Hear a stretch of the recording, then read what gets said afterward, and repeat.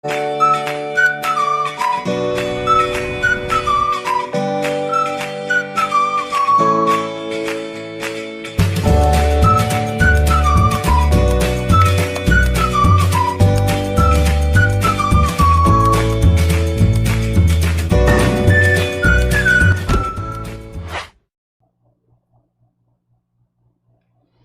aí, alunos do oitavo ano, né? Vamos dizer sejam bem-vindos a essa nova etapa de estudos, né? São alunos aí do sétimo ano do ano passado, de 2020, então já me conhecem um pouquinho devido às videoaulas de estudos amazônicos do ano passado. Então, já que vocês estão no oitavo ano, nós vamos fazer uma nova abordagem dessa disciplina, né? Eu não vou aqui citar, porque vocês já estão vendo meu nome aqui, né? Professor Francisco, enfim. E assim, vocês já sabem que eu sou professor da Rede Pública Municipal de Ensino e vamos avançar nos nossos estudos, tá bom? E vamos ver o que nós vamos ter aqui para 2021, né? Lá no sétimo ano, vocês estudaram muito sobre a nossa região amazônica, inclusive etapas que eram novas para vocês, e o oitavo ano não vai ser diferente, vai ser algo novo para vocês. E nesse algo novo, o que nós vamos conversar hoje, o que nós vamos falar nessa abordagem, né? Nós vamos falar do fim do imperialismo colonial brasileiro, nós vamos fazer um contexto pequeno dessa situação que aconteceu no Brasil, para depois nós chegarmos à nossa região amazônica, tá bom? É interessante aqui ressaltar que no oitavo ano o assunto ele já é mais abordado com um pouco de história da nossa região, né? Então vamos lá. O processo de independência no estado do Grão-Pará. Antes de entrar nesse contexto, vamos falar um pouquinho do nosso Brasil. O século XIX é marcado por muitas mudanças, né? Elas foram provocadas por novas relações sociais e pelo surgimento de novos interesses, né? Lembrando que nós estamos falando de mundo, de Brasil, né? E a independência do Brasil é parte dessas mudanças. Ela foi proclamada em 7 de setembro de 1822, que isso aí não é novidade para vocês, que no decorrer das aulas de história, vocês já trabalharam, já estudaram já sobre a independência do Brasil. Desde o quinto ano, sétimo ano, né, vocês já ouviram falar da independência do Brasil. E o 7 de setembro é um grande marco dessa independência, né? Mas aqui no estado do Pará, nós também temos, né, uma parte que retrata mais ou menos esse contexto. Existe um outro feriado que só é comemorado no estado do Pará. Ele acontece no dia 15 de agosto, quando se comemora a adesão do Pará à independência do Brasil. Mas o que é essa adesão do Pará à independência do Brasil? O professor de estudos amazônicos da escola a qual ele está matriculado, ele vai dar mais um reforço sobre esse contexto aí, né? Então, isso significa que o estado do Grão-Pará só aceitou a emancipação do Brasil quase um ano depois de ter sido proclamada a independência do Brasil, né? Então, esse mapa ele vai mostrar um pouquinho aqui, né, do estado do Grão-Pará. E olha só uma análise aqui do mapa do Brasil, como era um pouco diferente do mapa atual. Isso é para vocês verem os contextos da história do Brasil, como as mudanças ocorrem, tá bom? Então essa parte aqui que nós vamos conversar sobre ela, beleza? Então, há várias explicações para essa adesão tardia no nosso estado. Por exemplo, a falta de relação entre as capitanias, né? O estado do Grão-Pará, ela era uma região naquele período de difícil acesso. Só para vocês terem uma ideia, se hoje as pessoas elas acham difícil ir para Santarém com essa facilidade muito grande, né? Por exemplo, você vai de carro para Rurópolis, você vai de carro para Altamira, tem aquela dificuldade no período de inverno. Imagina naquele período. que não tinha aeroportos, não tinha estradas, o único meio eram os barcos. Então era difícil o acesso a outras capitanias, né? E também o Grão-Pará ele tinha um vínculo muito forte, né, com Portugal e com outros estados do Brasil. Ele não tinha muito vínculo forte com outras províncias do Brasil naquele período. E sem falar que o negócio estava mais voltado para os comerciantes de Lisboa do que com outras capitanias, né?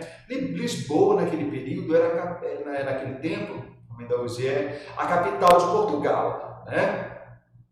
Então vamos lá. E eu vou tornar a frisar para vocês. Essas relações boas com Portugal, o professor de vocês, da escola a qual vocês estão matriculados, vai dar um reforço sobre isso. O meu tempo aqui não é muito não, para nós conversarmos sobre esse assunto, tá bom?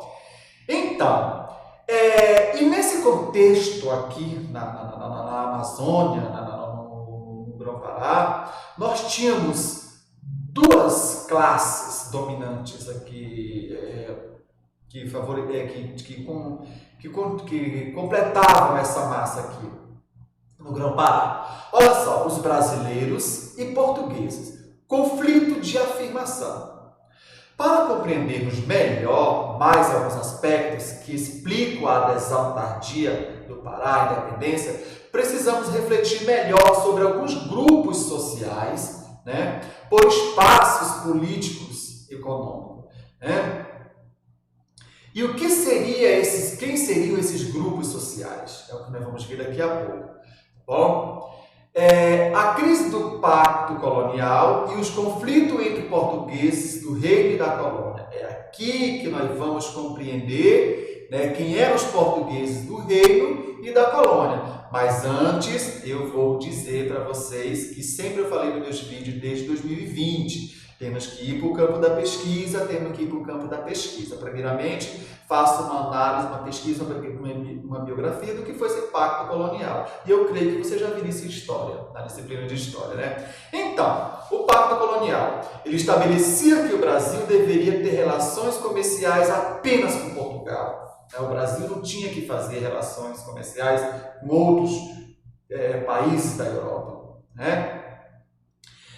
E, porém, no século XVII, algumas nações europeias passaram por transformações que abalaram as relações entre metrópoles e suas colônias. Olha só, pessoal, essas nações europeias, elas eram alguns países naquele período que tinham algumas colônias em diversas partes do mundo. Mas será o que foi que aconteceu naquele período que viesse abalar essa parte dessas nações com relação às suas colônias, né? Então, o monopólio, por exemplo, já não atendia os anseios das nações que viviam a chamada Revolução Industrial, né? Como a Inglaterra. A Inglaterra foi a pioneira da Revolução Industrial. Mas não cabe conversar muito sobre esse contexto. O interessante aqui para vocês é que vocês entendam o que seria esse monopólio. Bom? A metrópole portuguesa, né, Portugal é um país que faz parte da Europa, então naquele período ela fazia parte daquele movimento também dos países do continente europeu. A metrópole portuguesa resistiu quanto pôde às mudanças, né? Olha só, ela tentou manter o controle sobre suas colônias. Não tinha só o Brasil, mas o Brasil era uma das principais colônias de Portugal. Para isso, o que foi que Portugal fez, né? Restringiu a circulação de mercadoria entre as capitanias, né, da sua própria colônia, limitou a implantação de escravos, né? E instituiu outras medidas que descontentavam muitos grupos que viviam nas colônias. E no Grão-Pará não era diferente, tá bom?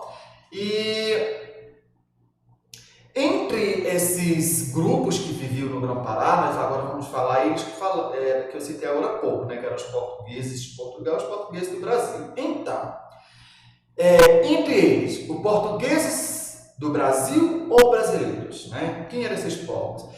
Esse grupo, aos poucos, sentiu que seus interesses não eram mais os mesmos dos os portugueses de Portugal. Tá bom? Aí aqui, portugueses de Portugal, quem eram eles? Esses se beneficiavam com os monopólios e possuíam privilégios.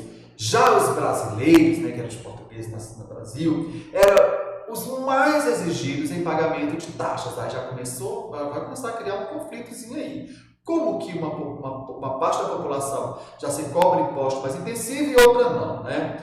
Não eram atendidos quando recorriam à justiça e não participavam das distribuições como os nascidos de Portugal, né? Ou seja, os nascidos de Portugal já tinham mais privilégio. Então, essas pessoas que não tinham esses privilégios, eles tentavam fazer parte dessa participação, mas aí já para vocês terem uma ideia, eu já começava a ter um conflitozinho básico, né? Então, vamos avançar. Na Amazônia, a distribuição dos cargos políticos seguiu as mesmas regras aos favorecidos. Em geral, os portugueses de Portugal eram de famílias nobres. Quem fazia parte dessas famílias nobres? Vamos citar aqui. Os funcionários, né, por exemplo, naquela época faziam parte das câmaras, né, de que tomavam diretrizes com relação a fosse fazer algum julgamento, alguma coisa. Aí nós vamos ter os militares, né, os donos de terras, de grande quantidade de terra, e grandes comerciantes, ou seja, era quem fazia parte da elite dos portugueses de Portugal. Contudo, aos poucos brasileiros, principalmente os menos abastados, que eram os brasileiros pobres naquele período, perceberam que a coroa portuguesa não tratava da mesma forma, que foi o qual já foi falado no texto acima. Então, isso daí, só no fato da pessoa ser tratada diferente, começou a gerar conflitos, né? Então, isso não foi bom para a região, porque gerou algo assim que eles tentaram assim ter um resultado. E vamos ver o que deu esse resultado, né? Olha só. Na Amazônia, o grupo de brasileiro, em geral, era constituído por médios de pequenos proprietários rurais, urbanos, comerciantes e profissionais liberais. No Grão-Pará, havia também uma enorme população formada por indígenas e mestiços, grande parte deles formado por pessoas pobres e sem propriedades, tá bom? Aí, olha só, claro que essas pessoas elas tinham que estar insatisfeitas com o que vinha ocorrendo, né, com os privilégios para alguns. E nesse contexto, você deve ter percebido que o grupo que formava os chamados brasileiros não era composto por pessoas que tinham as mesmas necessidades, né? Isso aí ficou claro. Bom, e esse grupo, aos poucos, passou a ver a independência do Brasil como uma oportunidade de alterar suas vidas, né? Já que a independência do Brasil ocorreu em 1822. Né? E no Grão-Pará, elas lutaram pela adesão da província ao movimento separatista. Né? Aí mais na frente nós vamos ver o que sucedeu-se, né, com essa adesão do Grão-Pará. Tá bom? Então, para essa nova etapa é só isso. Tá bom? Então, eu espero a gente nos encontrar no próximo vídeo para a gente conversar o que houve, né, com a adesão do Pará depois que ele aderiu, depois que o Pará aderiu essa adesão à independência do Brasil. Tá bom?